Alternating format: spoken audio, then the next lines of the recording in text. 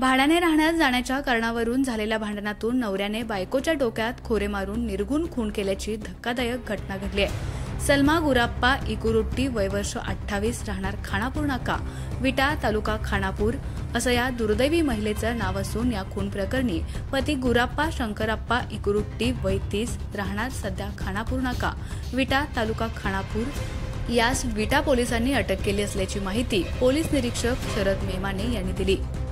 याबाबत विटा पोलिसांनी दिलेली माहिती अशी: खानापूर नाक्याजवळ विजय उतळे यांच्या मालकीच्या खोलीत मूळचे कर्नाटक राज्यातील यादगिरी जिल्ह्यातील गुराप्पा इकुरुट्टी आणि त्याची पत्नी सलमा इकुरुट्टी असं दाम्पत्य गेल्या काही महिन्यांपासून भाड्यानं राहत होतं।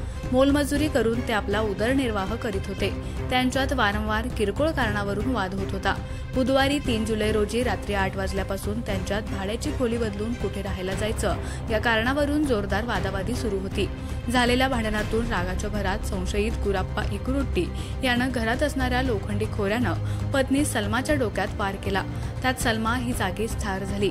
या खुनाच्या घटनेची माहिती मिळताच उपविभागीय पोलीस अधिकारी विपुल पाटील आणि पोलीस निरीक्षक शरद मेमाने यांनी पोलीस पथकासह घटनास्थळी धाव घेऊन पाहणी केली। याबाबत विटा पोलीस ठाण्याचे पोलीस कॉन्स्टेबल महेश अरुण संगपाळ यांनी विटा पोलिसात फिर्याद दिली आहे। पुढील तपास महिला पोलीस उपनिरीक्षक पूजा महाजन करीत आहेत। खानापूर तालुक्यातील एकमेव सर्वसमावेशक हक्काचं न्यूज चॅनल विटा लाईव्ह न्यूज चॅनल।